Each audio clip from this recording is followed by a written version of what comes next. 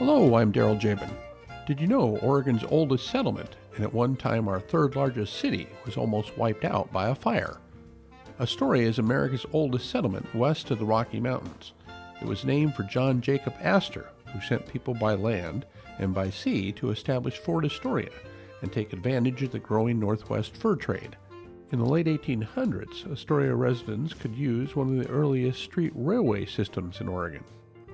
By 1920, over 14,000 people lived there, making our third largest city, behind only Portland and Salem. That changed at 2 a.m. on December 8, 1922. A fire started in the downtown waterfront area.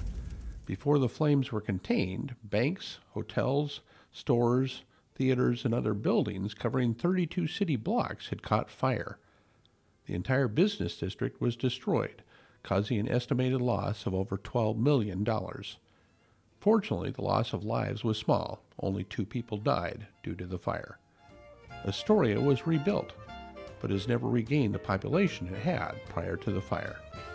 I'm Daryl Jabin, and now you know a little bit more about Oregon.